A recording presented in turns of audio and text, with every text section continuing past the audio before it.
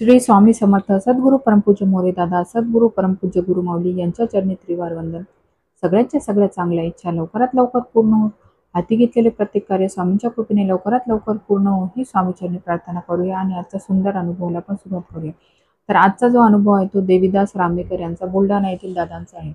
दादांना खूप छान अनुभव आलेला आहे आणि जसं आपण म्हणतो की बघा प्रारब्ध हे प्रत्येकाला भोगावंच लागतं, परंतु देवाला जशी भक्ताची काळजी असते तर तो भक्ताची काळजी पण घेतो आणि त्याला प्रारब्ध भोगल्यानंतर त्याला बरोबर संकटातून कसं बाहेर काढतो हेच दादांना आपल्याला सांगायचं आहे, म्हणून दादांनी हा अनुभव आपल्यासोबत शेअर केलेला आहे।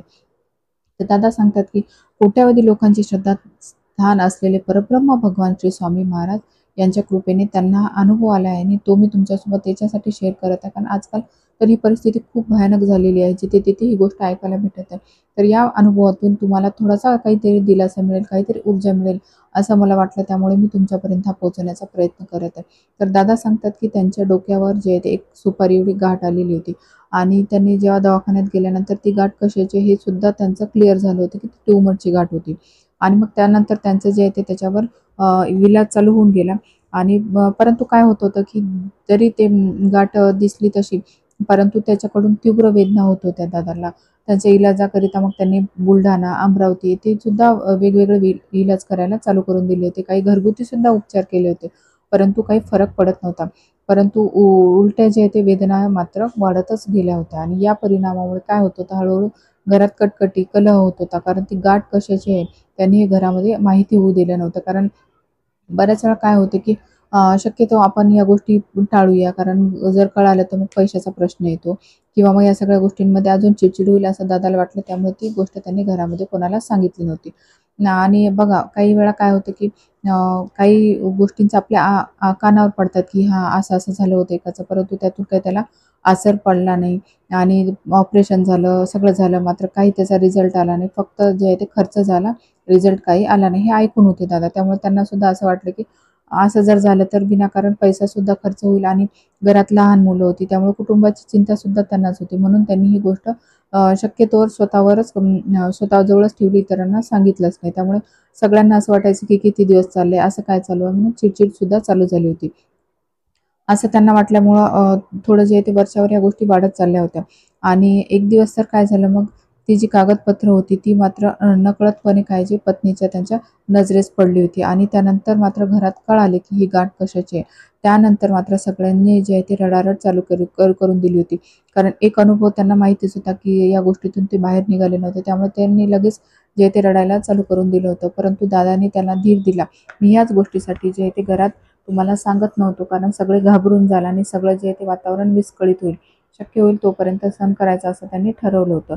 परंतु दादा आणि ताई मग एकमेकांना थोडेसे धीर देत होते आणि त्यांनी लगेच जे ते महाराजांना सुद्धा विनंती केली की महाराज एवढी मोठी गोष्ट आहे त्यातून आता तुम्हीच काढा, कारण याला भरपूर दिवस झाले आणि आता पुढं काय होणार काय आम्हाला तर माहिती नाही, परंतु या संकटातून बाहेर काढणारे तुम्हीच आहेत, करता आणि करविता तुम्हीच स्वामी महाराज आहेत, असं म्हणून त्यांनी स्वामींना विनंती केली।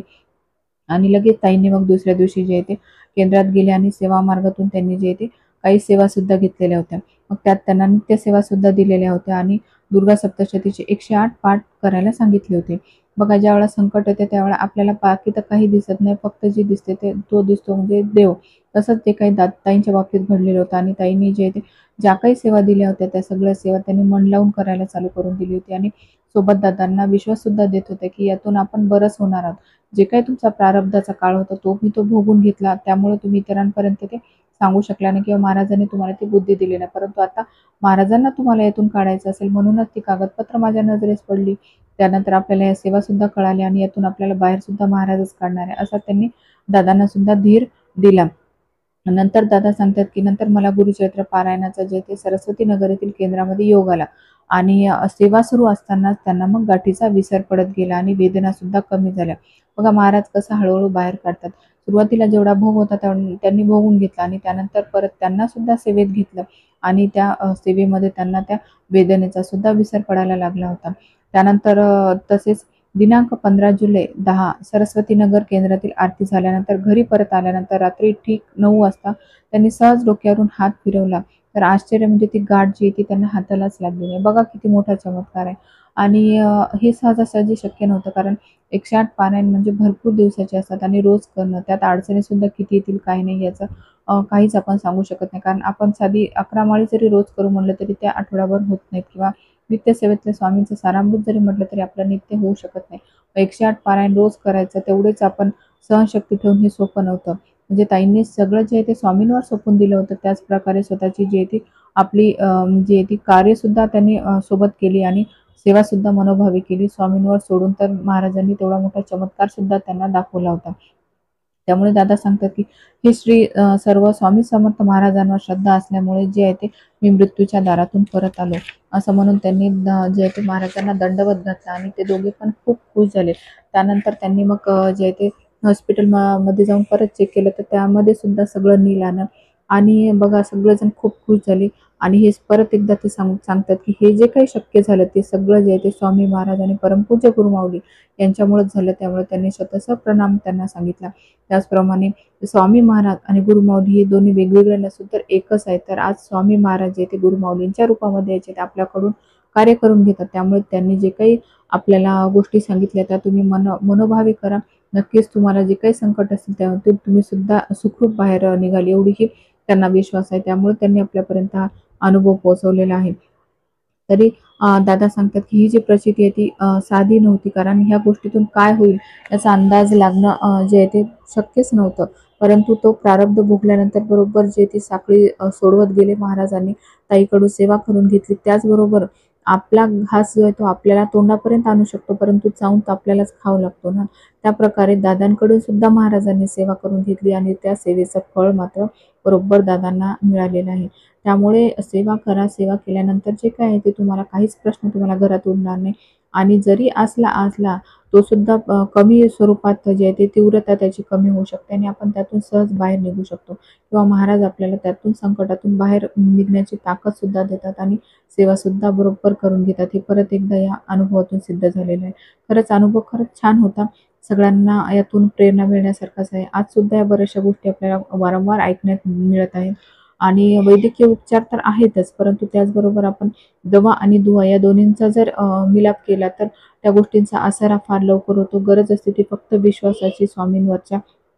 स्वामी महाराज बरोबर काढतात आणि जिथे काही ठिकाणी घटना सुद्धा अशा घडलेल्या आहेत, की हे अशक्य झालेलं आहे, तर ते प्रारब्ध त्यांचं जे आहे ते तेवढं भोगायचंच असेल तर त्याला महाराज मध्ये येऊ शकत नाही. कारण तिथे जरी मध्ये आले तरी पुढचा जन्म घेतल्यानंतर ते प्रारब्ध त्यांना भोगावंच लागतं आणि महाराजांना माहिती की त्यांच्या भक्तासाठी काय योग्य आहे, काय अयोग्य आहे, कोणत्या वेळेला त्यांना काय द्यायचे सगळं जे आहे ते महाराजांना माहिती असतं. त्यामुळे काही वेळा गोष्टी जे आहेत ते पूर्णपणे शक्य होत नाहीत, तर तिथे आपण नाराज न होता महाराजांनी आपल्यासाठी पुढे यासाठी काहीतरी चांगलं केलं असेल, असं ठरवून पुढे निघत गेलं तर तो सुद्धा मार्ग निघून जातो आणि आपल्याला सुद्धा त्या गोष्टीचा त्रास होत नाही. कारण आजकाल जे ते प्रश्न भयानक झालेले आहेत. प्रत्येकाच्या घरामध्ये काही ना काही अडचणी आहेत. कोणाला मुलाचा अवघड आहे, कोणाला मुलं हट्टीपणा करतात, कोणाच्या मिस्टरांचं आहे किंवा कोणाचं नोकरीचं आहे. म्हणजे एक ना अनेक जे आहे ते प्रश्न आहेत आणि सगळ्यांवर जर उत्तर म्हटलं तर स्वामींची सेवा आहे. मग तुम्हाला ती जशी जमली तशी करा. स्वामींना जर तुमच्याकडून सेवा करून घ्यायची असेल तर ते बरोबर कोणाच्या तरी द्वारे कोणता तरी व्हिडिओ तुमच्या समोर आणतील, कोणत्या तरी ताई तुम्हाला येऊन सांगतील, असं काहीतरी घडेल आणि ती सेवा बरोबर तुमच्यापर्यंत पोहोचेल आणि महाराज तुम्हाला ज्या काही परिस्थिती असेल त्यातून बाहेर काढून तुम्हाला फक्त आनंदात ठेवतील एवढं मात्र नक्की आहे. त्यामुळे प्रत्येकाने प्रयत्न करा, शक्य असेल तेवढी सेवा करा. जास्तीत जास्त आपले व्हिडिओचे शेअरसुद्धा करा, कारण इतरांना आपण या गोष्टी जर सांगत गेलो तर नक्कीच त्यांच्यापर्यंत आपण फक्त आणि फक्त सात्विक ऊर्जाच पोहोचवणार आहोत. कारण यातून आपण वाईट काही सांगत नाही किंवा काही पण सांगत नाही. जे घडलेले आहेत त्याच गोष्टी प्रत्येकाने फक्त 10 मिनिटं जरी वेळ काढून ह्या गोष्टी ऐकल्या किंवा इतरांपर्यंत पोहोचवण्याचा प्रयत्न केला तरी सुद्धा जे ते आपलं जे ते स्वामींचे कार्य आपण चालू ठेवणार आहोत. आणि नकळतपणे बघा विश्वासाने जसं आपण एखादं कार्य केलं तर नक्की ते महाराजांपर्यंत पोहोचतात आणि त्यातून आपली सुद्धा एक प्रकारची सेवाही होणार आहे आणि अशीच सेवा जी आहे ती स्वामींना पसंत आहे. त्यामुळे प्रत्येकाने प्रयत्न करा. तर पुन्हा एकदा श्री स्वामी समर्थ सद्गुरू परमपूज्य मोरेदादा सद्गुरू परमपूज्य गुरुमाऊली यांच्या चरणी त्रिवार वंदन. भेटूया अशा सुंदर अनुभवासोबत पुन्हा एकदा. श्री स्वामी समर्थ.